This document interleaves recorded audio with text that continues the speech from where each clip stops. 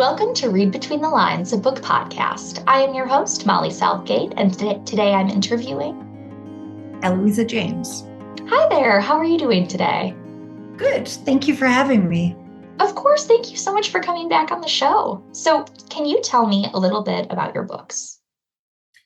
The books overall, I write in like a lot of different genres, but mostly in historical romance. So I've written, I don't know, more than 30 novels that are historical romances.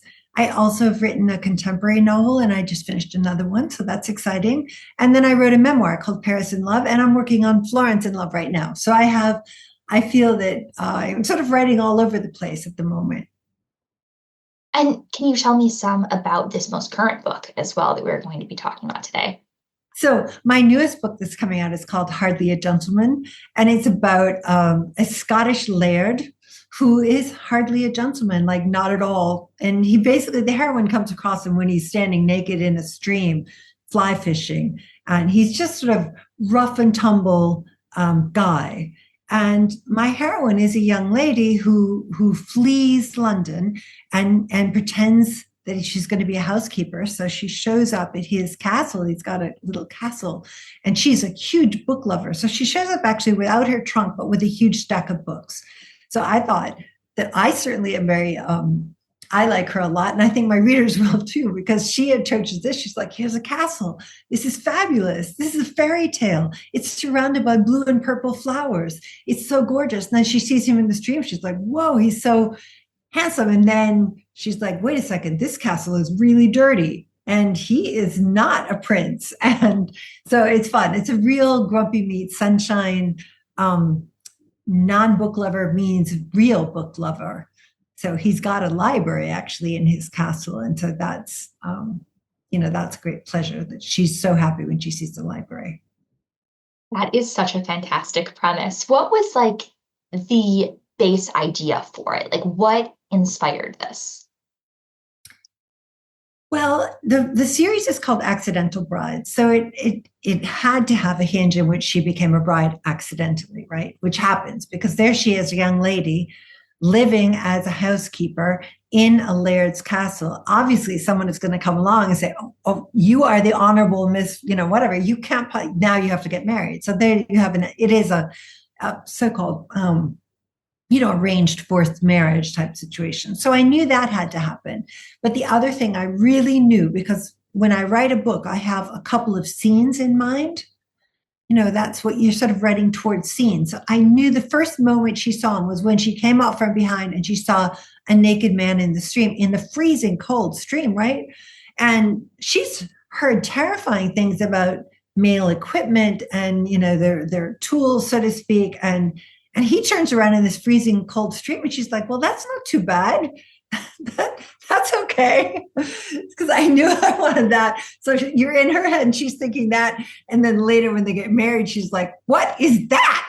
Because I that was the duality of the accidental marriage that I saw that I wanted to write to. It's a very funny book. Some of my books are more like sort of dramatic, someone nearly dies, whatever. This one is really hilariously funny, I think. There's a lot of great scenes.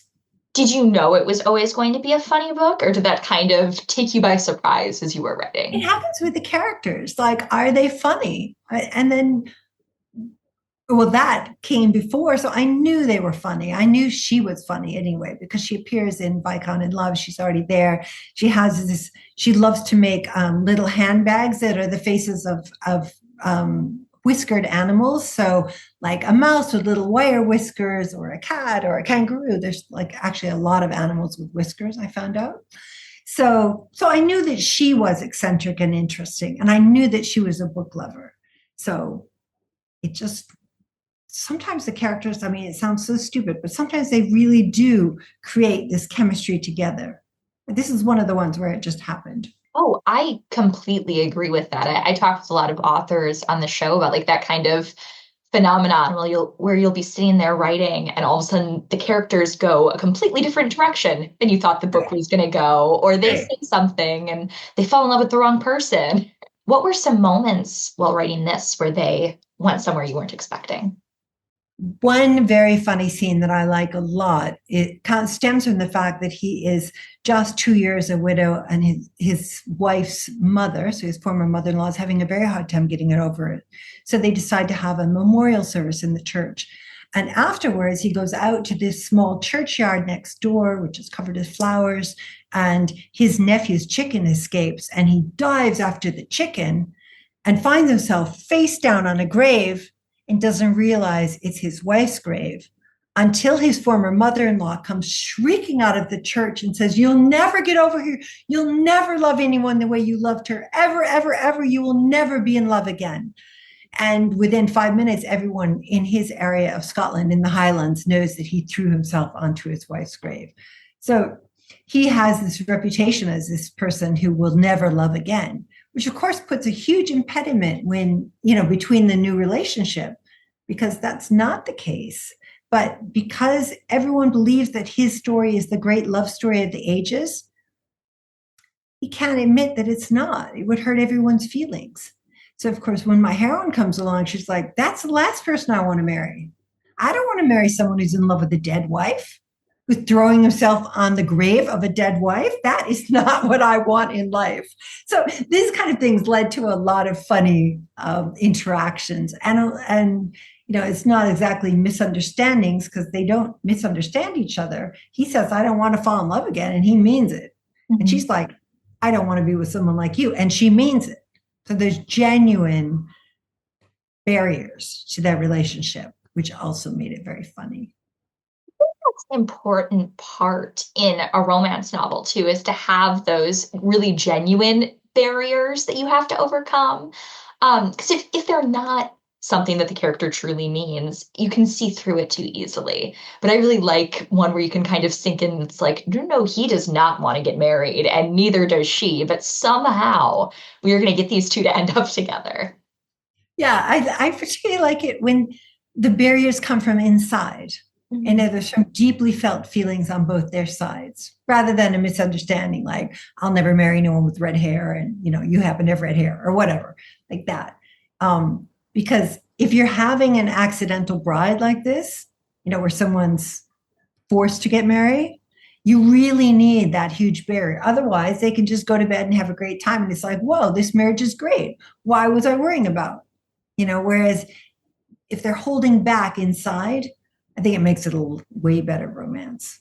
And they're both very unconventional.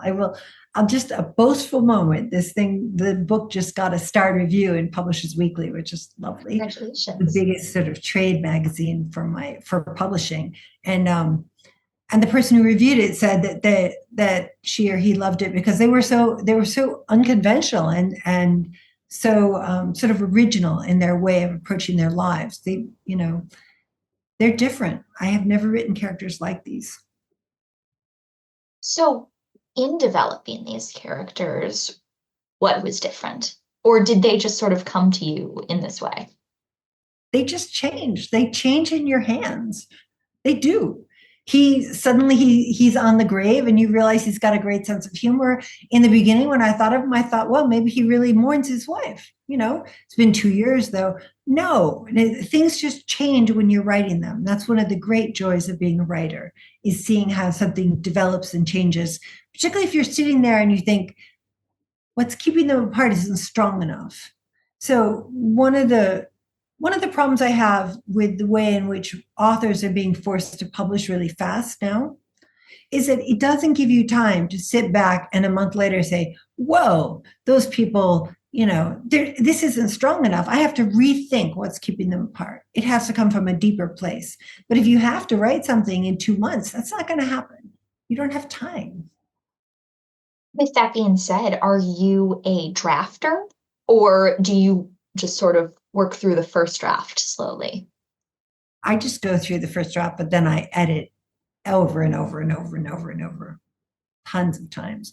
And I do need that space in between, because when I write it the first time or the second time or the third time, I think I go home and tell my husband, this is such a great book. I love it.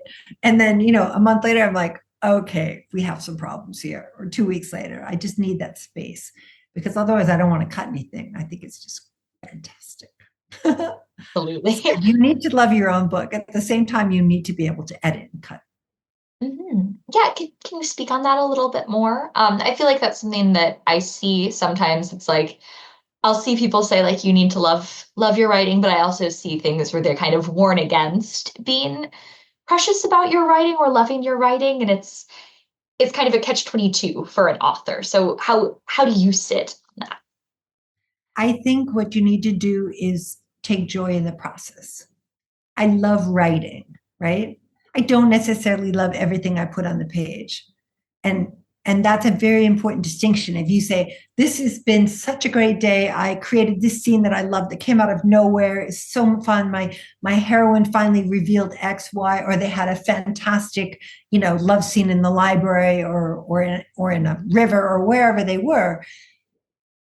Remember what a pleasure that was writing it. But if later on you realize she's really not someone who would make love in a river, it's going to have to go.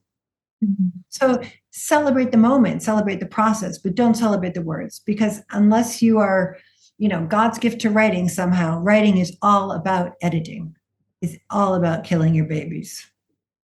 Absolutely. Can you share some moments from your own writing where you had to like kill your darlings? Oh, I have had so many because I tend to begin, I can see my characters and then I write them to where they are. So I'll use as an example the book that's coming after Hardly a Gentleman, which is called The Last Lady B, which is also up for pre-order. And in The Last Lady B, I started with my heroine when she was rescuing a little piglet in a village, and there was a whole stream of piglets came down the road, and one of them just lay down on her boot and went to sleep. And then the rest of them went to sleep, which is something that piglets do. They will just go to sleep. So they're all there in the road. And she asks the herd, the pig's herdman, what's going on? He says, well, I'm taking them to market. They're going to the butcher. So she picks up this little piglet, and that piglet becomes Peony, who's, her piglet throughout the book. Well, I love that scene. I wrote it, I rewrote it like 14, 15, 16 times. It was word perfect. And then I realized, you know, I don't have to depict her saving the piglet. Mhm. Piglet can just be a character. Hey, by the way, I saved a piglet. Here's Peony. You know, I can, I may well put that one online just because I know that my readers will love that scene, but it slows the book down. A lot of what I find is that the scenes that you don't want to cut slow the book down. Where does the reader want to enter the story? She probably wants to enter the story at the point at which the hero and heroine are about to meet. She's probably not that excited about meeting a pig. Fact of life. So often I have to cut the beginning. I completely understand that because well, it can also leave more up to the reader to imagine that if you hear, I also saved a piglet, then you can think more about, oh, well, how and what did that look like? And how do I see this instance, which can be more of the thought-provoking reading experience as well. Yeah, true. I mean, at my worst, I had an editor come along and say, this book starts on page 147. And I was heartbroken. I mean, just beside myself. But for those of you who are writers listening to this, and especially beginning writers, you need to have a way of grieving set up, right? So you can grieve for 24 hours. In my case, it often involves a bath, maybe a Harlequin Presents because they're nice and short. You can read them in the bath, a glass of wine, definitely some chocolate, wake up the next day. It's over. Okay. I got a bad review. I had to cut 100 pages. Whatever it is, you have to learn a way by which you recognize that was horrible and move on. Absolutely. And especially in an industry like this where there is so much rejection and the trying to get published and get receiving reviews and things like that. Like there's so many instances. I love that idea of already accepting that and having your way set up to Yeah. grieve. You just have to because people say to me, well, it must be so easy to be you, right? Because I've been published by HarperCollins, Random House, now Simon Schuster, and but it's not. I remember once when Walmart was going to put my books out in little, they had three of them in a row, and it was going to be a Walmart special with an end cap. And I was like, this is it. My life is made. I was following Laverne Spencer, or I can't remember who it was. Some really huge author was going the first month, and I was going to be the second month. And then her books didn't sell, and they canceled the contract. That's it. And that kind of thing happens a lot. You just have to brace yourself, realize it's okay. I love writing. I love the process of writing. Just remember how much you love the actual writing. Now, for you, I'm curious what your actual path to publication did look like. Well, I wrote, so I was on a sabbatical because I'm a professor, right? So I was on a sabbatical, and it was a particular fellowship to write my dissertation, turn my dissertation into a book. So I was at the University of Virginia, which wasn't my university, but I had this lovely office because I got this fellowship. And so from 9 till 4, I would write on the book that became my academic book, about Renaissance England. And then from 4 to 5, I got to write a romance. And I would look forward to it all day. I loved it so much, writing that. That became my first book, Potent Pleasures. And so when I decided to sell it, I didn't know what I was doing. So I sent it out to 10 people. And because back then the internet wasn't as big as it is now, I got a book of agents, literary agents, and I went from the back because I thought everyone else probably went from the front. So I sent them a letter and a chapter, and I went from the back. And one of those 10 was Kim Witherspoon, who's was Witherspoon Associates, now one of the partners at Inkwell. And I got picked out of the slush pile. It's very lucky, extremely lucky.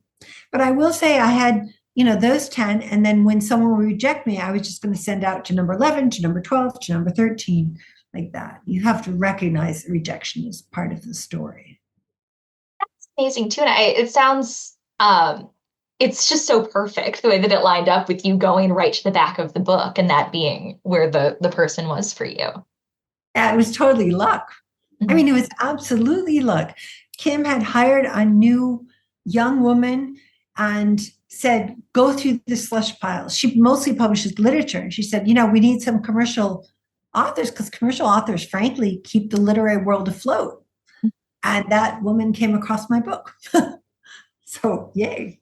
That's amazing. I mean, testament to your talent as well. Oh my gosh. The fact that like you were able to be like picked out of that, like that's just an incredible story. I think you need a lot of luck. I mean, one of the things was that Kim Witherspoon, my agent, was mostly a literary agent, which meant that the editors she knew were literary editors, right? Literary editors publish in hardcover. So she sent it to Bantam, to Delacourt, which doesn't exist anymore, to an editor she knew there who published in hardcover. And that editor said, oh, I don't write romance. I'll just take it home so I can tell Kim I read it. And then she loved it. So my first 3 books were published in hardcover because that's the editor they were mistakenly sent to. Down the hall was the mass market romance editor, but my agent didn't know her. So again, it's luck. A lot of what happens in life is luck. You have to be good, but if you're good and you love your work and it doesn't take off, it's not necessarily because you're not good. There's this element that I've seen over and over again in my career of being at the right moment, in the right time, in the right place. And for Walmart, I wasn't in the right place. For this, I was. I think that pairs beautifully with your philosophy that you were sharing earlier about taking joy in the process too, because if that's what you're focused on, if what you're focused on is the act of writing and of crafting these characters and writing these books, that when you do have the rejection, it won't hit quite as hard. Yeah. If you know, I love this part and this is an extra. Right. That if you love the story, you love it so much. I mean, the world is so open now too. So I'm just finishing this contemporary novel because my first contemporary novel is called Lizzie and Dante, and it was published as Mary Bly, which is my real name. And so I've written another one, and it's set in Oxford. And it's got a rock star, and I love it. But I kept thinking, well, if no one wants to publish this, I can publish it myself. The world is bigger now. We can do that. There is more room to sort of say, you know what, it wasn't the right moment for the New York publishing industry or whatever, but it's the right moment for me to put it out there and see what can happen. So Absolutely. Absolutely. It's something that I'm sure anyone that listens to this show has noticed. Since it started, I've tried to have people on that were self-published, as well as people that are with like the big four, as well as people right. like from all different levels of publishing. And it's because they're all great books. Yeah. If it's a great book, your book will be found and it will be read. Yeah.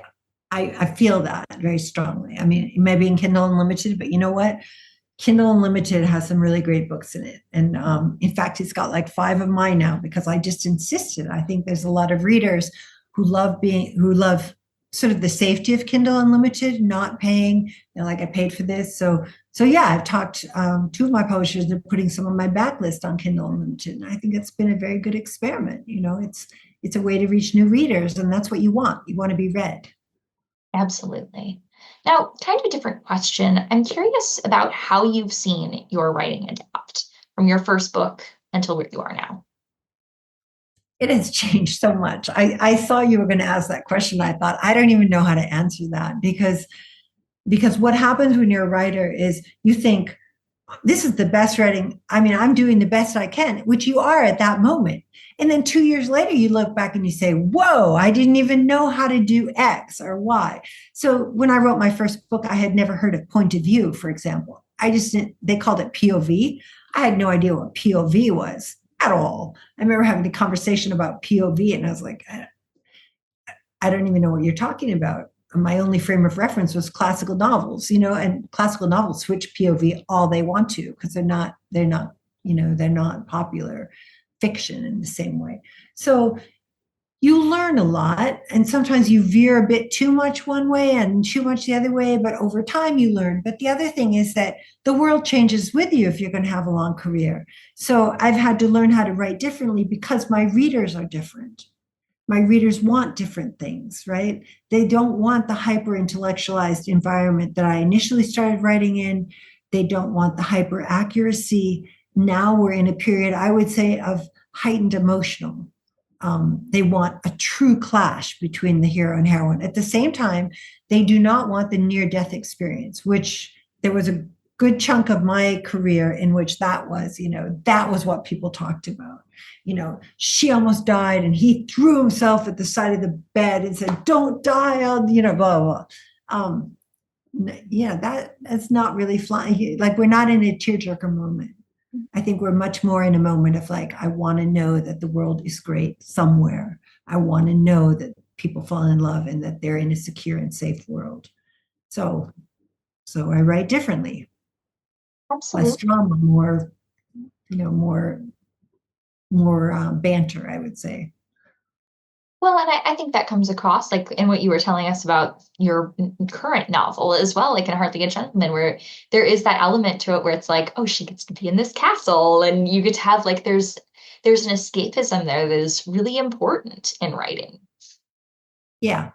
I mean, romance in particular is an escapist genre. And people who argue that we're not, you have writers who are like, we're just as good as literature.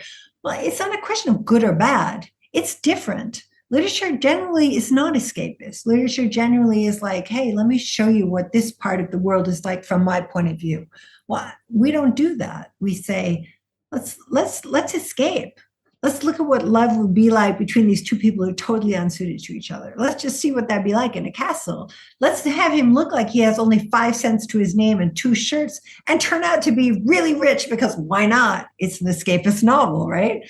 So, yeah, we're the lucky ones, if you ask me, we being romance writers. I mean, it's so valuable. I had an author on recently. I'm not sure when these episodes will air, but it might be out of order from when I recorded it. But um, she was a romance author as well, and she was telling me about how the way she sees it is that there's like two fields of romance writing, where there's the people that are like writing kind of in like I'm paraphrasing this badly, but that are writing in kind of an escapist way and like writing towards something and saying like this is what the world could be. And then Mm, there's others that are sometimes writing it more like this is what the world is, and this is where we're going to keep it in this way, but like how there's so much value in both of those and how they can really there's so much room for interpretation and at what the places that the genre can go. No, I totally agree with her, whoever she was.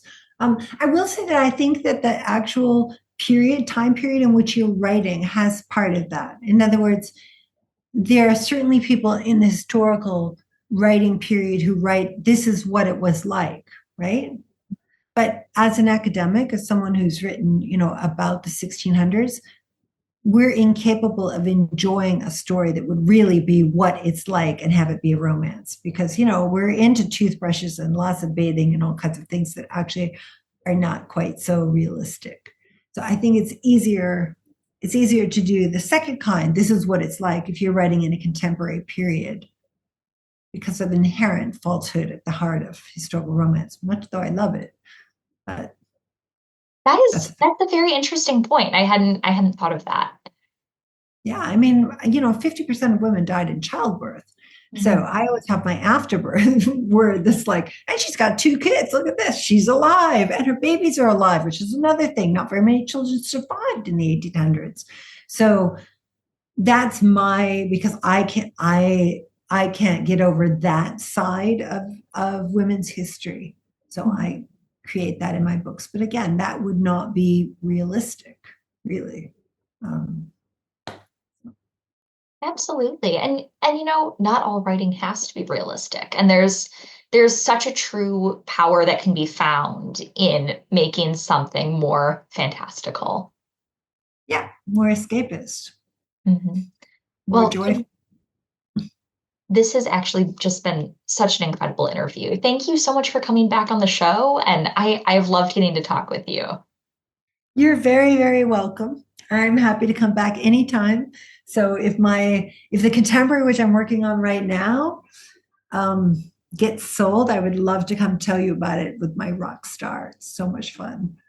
I would love to hear about it. I can't wait to read it and talk with you about it. So I just have one more question, and that is, what do you have coming up? Well, so Hardly a Gentleman comes out this spring, which is the spring of 2025. And then that is followed by The Last Lady B, which, as I said, is already up for pre-order, which is the 3rd book in the Accidental Bride series. So that's a really fun one because that involves also the Scottish Highlands and a ruined monastery and a possible ghost, which is a first for me. Not that I'm getting into the paranormal, but it's a woman who's going there with her husband, whose first 3 brides all died in that haunted abbey. So it's fun. It's really funny, and I think it's a really fun book. So there's that one, but in the fall I am in an Austen anthology, which is an anthology put together by Simon Schuster, where they asked a whole range of authors. So most of them are actually literary authors. There's one other romance author, Sarah MacLean, but the rest there's a mystery author and like Adriana Trigliani, to take a character out of a Jane Austen novel who doesn't get her own story, is not a main character, and write a story for her. So I wrote one for the younger sister in Sense and Sensibility. And I have to say, I love my story. It's called Sense, Sensibility, and Snapdragons. And so that will be out in October.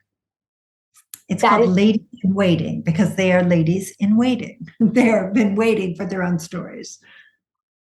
I adore that. That is such a great concept and title. And I hope that everyone listening to this goes and checks out all of these amazing books that we've been talking about today. Thank you again for coming on.